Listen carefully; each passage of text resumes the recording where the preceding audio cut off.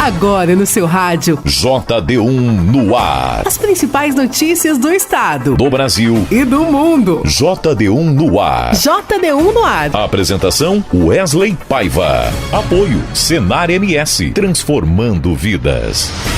Olá, quinta-feira, dia 11 de julho de 2024. A partir de agora aqui no seu rádio tem o JD1 no ar, comigo, Wesley Paiva, apresentando as principais notícias aqui do nosso estado, do Brasil e do mundo. Em parceria com 32 emissoras de rádios FM em Mato Grosso do Sul, o JD1 no ar tem o apoio do Senar MS, transformando vidas.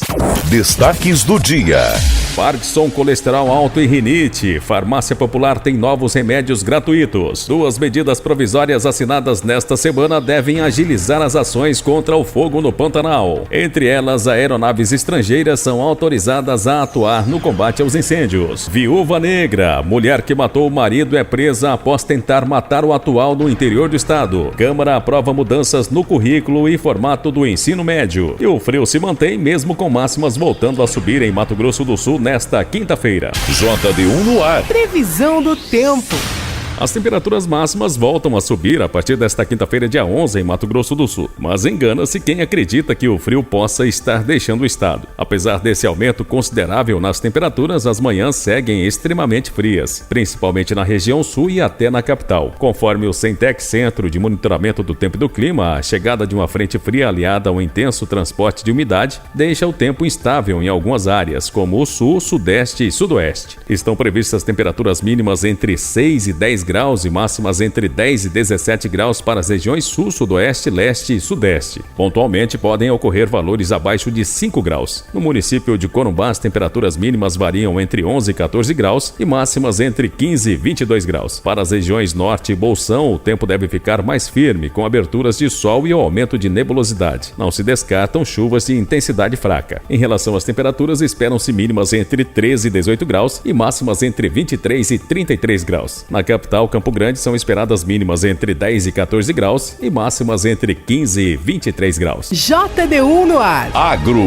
E agora tem as principais cotações que movimentam o nosso mercado agropecuário, começando com a arroba do boi gordo, que hoje está cotado a R$ 210,50. Já a arroba da vaca gorda hoje está cotado a R$ 192,50. O milho seco saca 60 quilos cotado a R$ 47,00 e a soja em grãos também saca 60 quilos cotado a R$ 123,50. Essas foram as principais cotações do nosso mercado agropecuário de hoje, quinta-feira. JD1 no ar. Notícias. Mais de 10 medicamentos oferecidos nas farmácias populares de todo o país vão poder ser retirados sem custo a partir de agora. Com isso, a gratuidade chega a 95% dos remédios e insumos oferecidos pelo programa do governo federal. A novidade vai beneficiar quem retira remédios para colesterol, doenças de Parkinson, glaucoma e rinite. Mais informações na reportagem de Graziela Mendonça. Com a mudança, 39 dos 41 medicamentos e insumos do programa Farmácia Popular passam a ser oferecidos gratuitamente para a população. Antes, eram 100% gratuitos, somente remédios para diabetes, hipertensão, asma, osteoporose e anticoncepcionais. No caso dos demais, o Ministério da Saúde pagava até 90% do valor de referência e o cidadão entrava com o restante. Agora, a gratuidade total chega a 10 novos medicamentos indicados para o tratamento de colesterol alto, doença de Parkinson, glaucoma e rinite. 3 milhões de pessoas que já utilizam o programa devem ser impactadas. E a economia no bolso de cada usuário pode chegar a R$ 400 por ano. Gente como a dona de casa Marisa dos Santos, ela já retira remédios pela Farmácia Popular há 4 anos, inclusive para o colesterol. E conta a diferença que o programa faz nas contas da casa. A Farmácia Popular é muito importante para quem não tem condição financeira de comprar os seus medicamentos, como no meu caso. Se não fosse pela Farmácia Popular, eu não teria condição de pagar por causa das contas e interferir também na minha alimentação. A novidade marcou os 20 anos do programa Farmácia Popular, que já beneficiou mais de 70 milhões de brasileiros desde a sua criação. Hoje, segundo o Ministério da Saúde, o programa tem capacidade para atender 96% dos brasileiros. Desde o ano passado, os beneficiários do programa Bolsa Família passaram a ter acesso gratuito a todos os medicamentos do programa. A ministra da Saúde, Nízia Trindade, comentou a expansão e disse que o programa é fundamental para garantir o cuidado à população. Ela está presente em 85% das cidades brasileiras, 4.700 municípios com farmácia popular. E queremos universalizar. Quero aproveitar esse momento para afirmar a importância do Farmácia Popular como programa do SUS e celebrar que o Farmácia Popular voltou com força como componente da nossa assistência farmacêutica e componente do cuidado à saúde da população brasileira. Para retirar os remédios nas farmácias populares de todo o país, basta o usuário ir até uma farmácia credenciada e apresentar a receita médica, documento de identidade e CPF. Reportagem Graziela Mendonça. E um dos medicamentos oferecidos pela farmácia popular é para pessoas com diabetes. A doença que pode levar à morte tem fatores de risco como tabagismo, obesidade, alimentação não saudável, consumo de álcool excessivo e sedentarismo. Só no ano passado, por exemplo, foram realizados quase 30 milhões de atendimentos pelo SUS. A repórter Jéssica Gonçalves tem mais detalhes. O professor Lucas Ferreira foi diagnosticado com diabetes tipo 1 aos 15 anos de idade. Durante 3 anos, fez tratamento em uma unidade básica de saúde e hoje, com 28 anos, é atendido em um centro de referência do Sistema Único de Saúde. Os medicamentos que ele usa também são fornecidos pelo SUS. Eu faço uso de 2 insulinas. Essas insulinas são retiradas na farmácia de alto custo. Insumos são lancetas, tiras para fazer o teste. Isso é retirado na unidade básica de saúde, na UBS. Faço uso de 6 ampolas de insulinas, entre as duas insulinas diferentes que eu uso.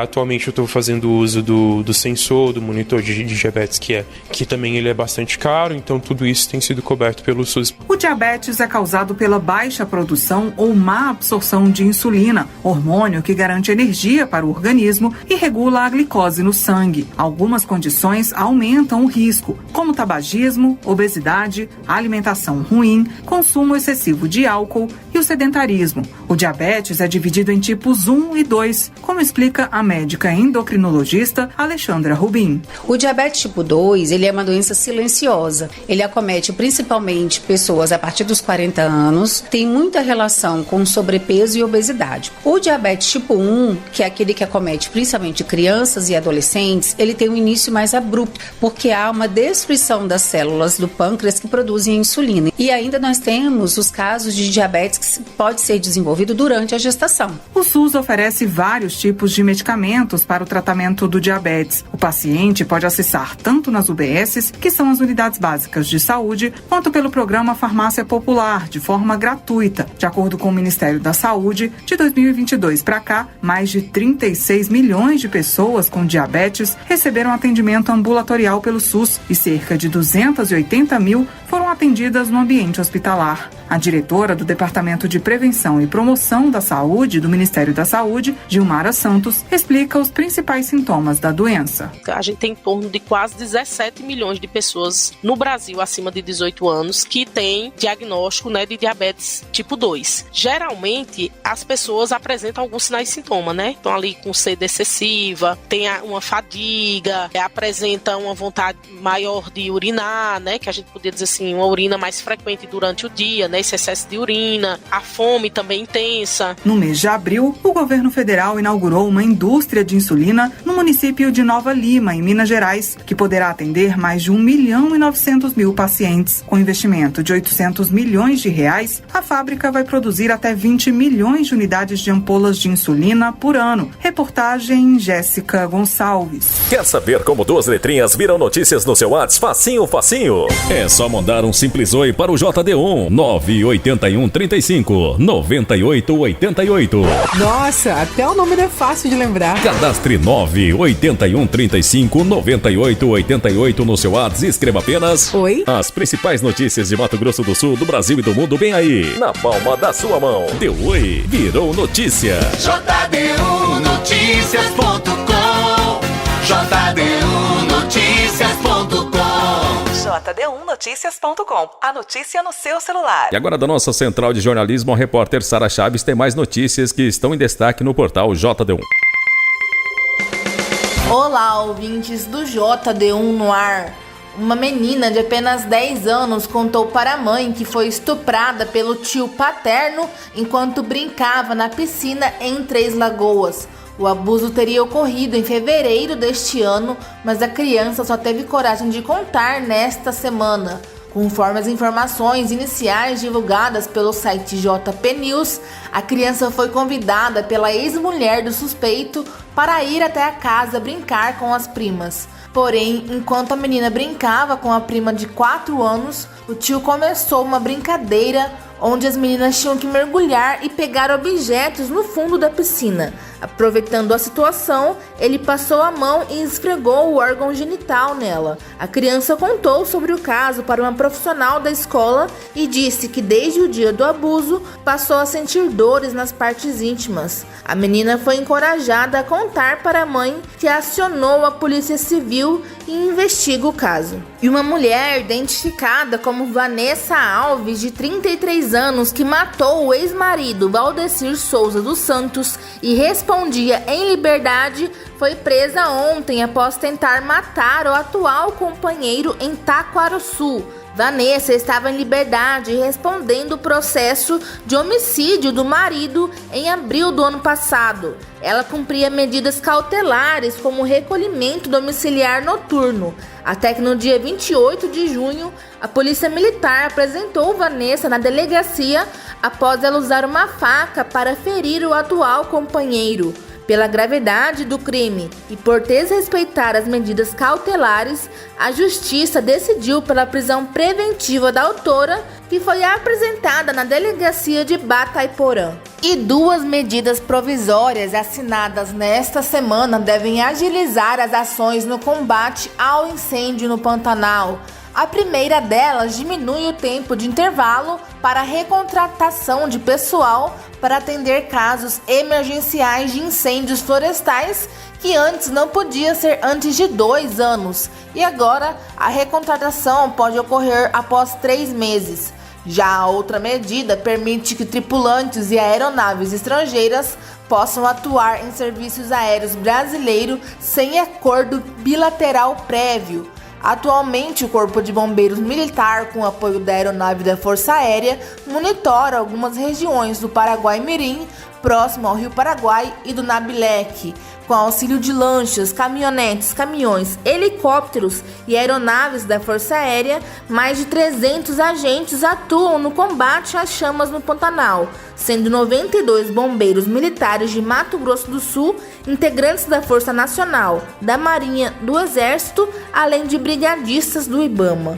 Sara Chaves para o JD1 no ar. Você está ouvindo? JD1 no ar. Apoio Senar MS, transformando vidas. E agora aqui no JD1 no ar tem o informativo diário do Senar MS. Toda segunda-feira, as principais notícias da semana do Sistema FamaSul e do Agro podem ser conferidas no Giro Rural, o podcast da instituição que traz atualizações e informações sobre as ações da entidade em benefício de produtores e trabalhadores rurais. Procure por Sistema FamaSul no YouTube, Spotify e redes sociais, ou acesse portal.sistemafamasul.com.br e confira. JD1 no ar. Apoio Senar MS, transformando vidas.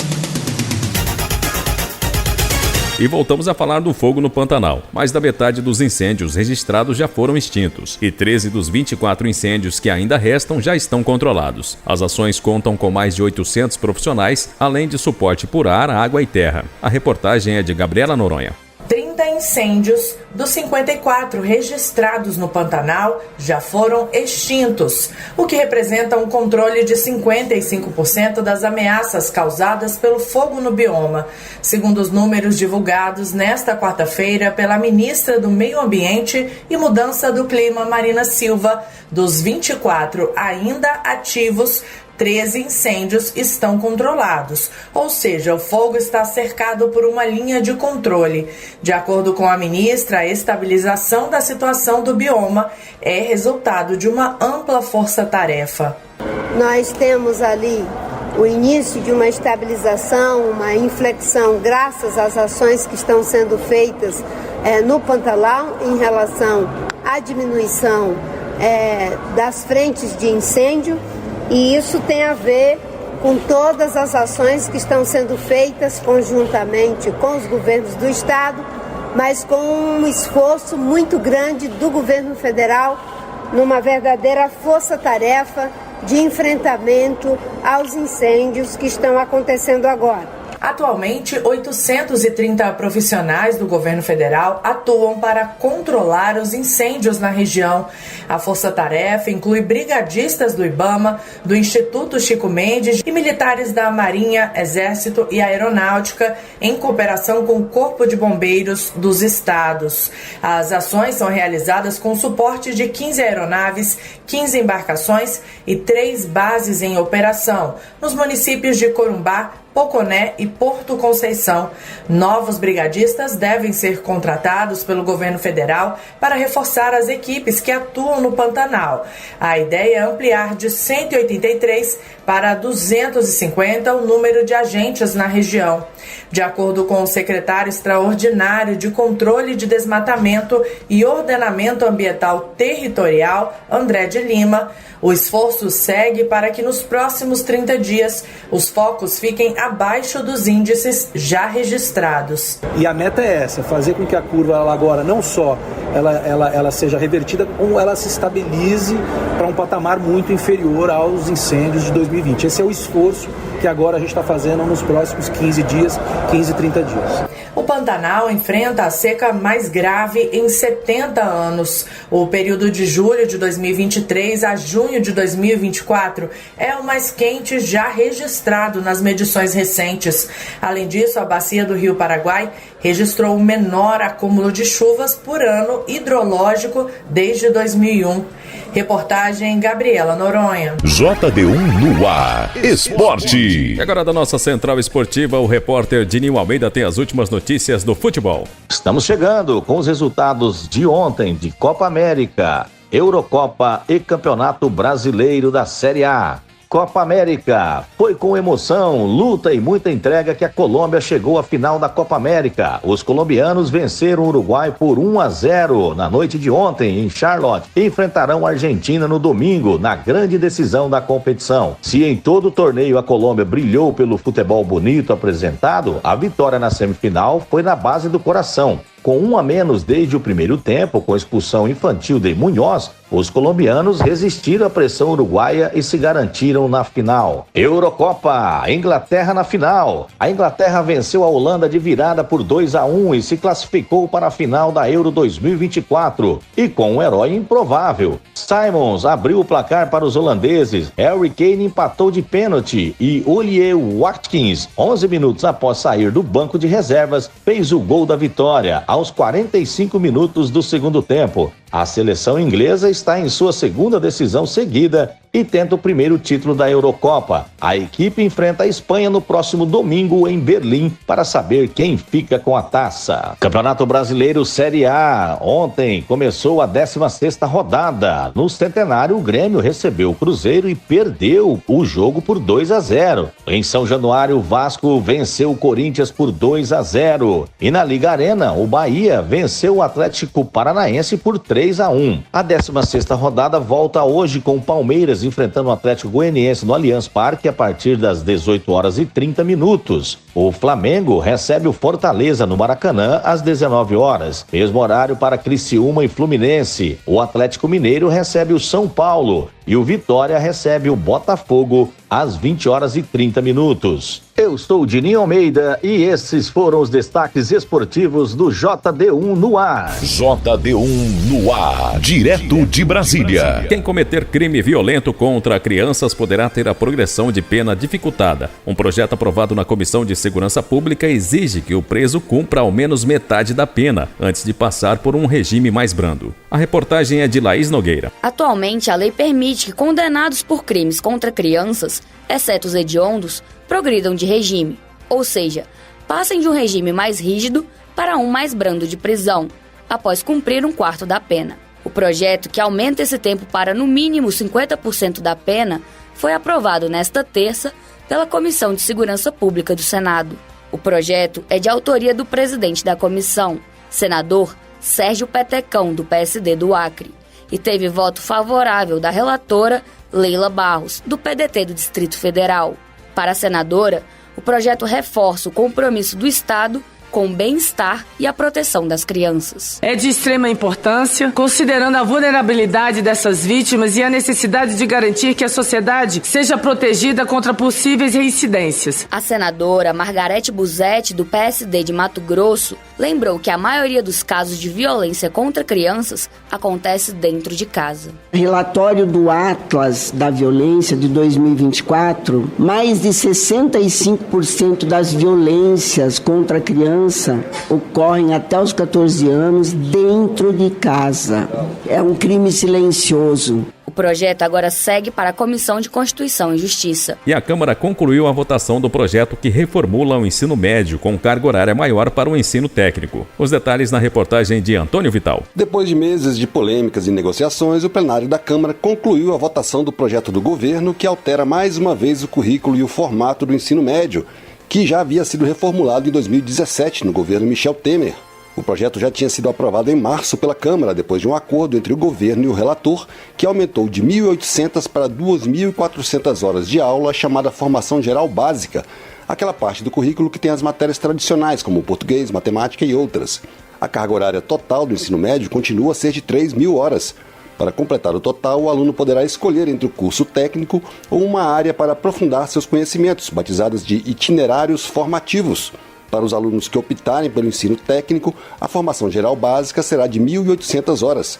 Depois de aprovado pela Câmara, o projeto foi alterado pelo Senado, mas grande parte das alterações foi rejeitada pelo relator da proposta, deputado Mendonça Filho, do União de Pernambuco. Uma das mudanças feitas pelos senadores permitia que os alunos pudessem escolher entre o inglês e o espanhol como língua estrangeira obrigatória. Mendonça Filho retomou o texto da Câmara, que obriga o ensino de inglês e mantém o espanhol como optativo. Outra alteração rejeitada pelo relator obrigava 70% da grade a ser composta pelas disciplinas básicas e apenas 30% pelos itinerários formativos. Deputados aliados do governo defenderam a proposta do Senado, no lugar do texto do relator.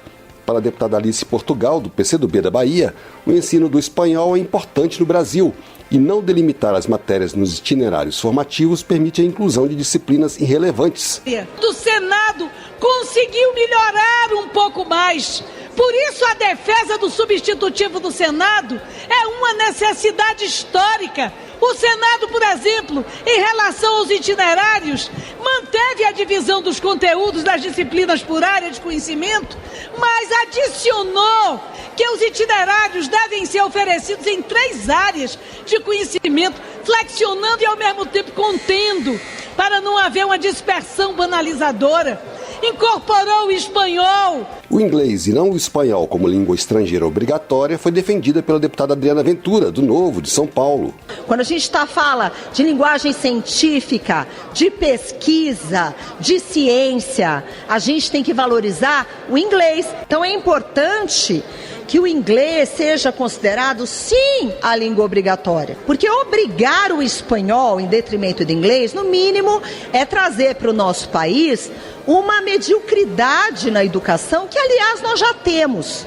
Porque as notas da nossa educação são péssimas e todos sabem. O relator também rejeitou a emenda do Senado que obrigava os municípios a manter ensino médio regular noturno em pelo menos uma escola, quando houver demanda. Mas grande parte da discussão girou em torno do ensino técnico, priorizado pelo relator. Mendonça Filho optou por retomar o texto original da Câmara, que permite ao aluno do ensino técnico contabilizar o trabalho como disciplina prática, o que tinha sido retirado pela relatora do Senado, senadora Dorinha Seabra, do União de Tocantins. Isso foi criticado pela deputada Sânia Bonfim, do PSOL de São Paulo. A Dorinha havia vedada a possibilidade do trabalho remunerado ser contado como tempo de cumprimento das exigências curriculares. Se uma criança ou um adolescente precisa trabalhar para contribuir com a renda da sua família, algo que nós deveríamos atuar para combater que isso aconteça, porque lugar de criança é no banco das escolas, ao contrário, o relator está dizendo que isso pode ser contado como tempo de formação curricular. Gente, pelo amor de Deus, é dar um salvo-conduto e um elogio ao trabalho de adolescentes. O relator Mendonça Filho defendeu uma carga horária maior para o ensino técnico e uma redução das disciplinas das demais matérias para os alunos que optarem pela formação profissional. ênfase para a educação técnica profissional, até porque é uma das maiores demandas da juventude brasileira de respeito à questão do acesso à educação técnica profissional, que infelizmente no Brasil alcança um patamar bastante reduzido, apenas 11% das vagas em educação profissional, quando a média da Europa supera os 40%. O projeto que reforma o ensino médio seguiu para a sanção presidencial e pode virar lei. De Brasília, Antônio Vital.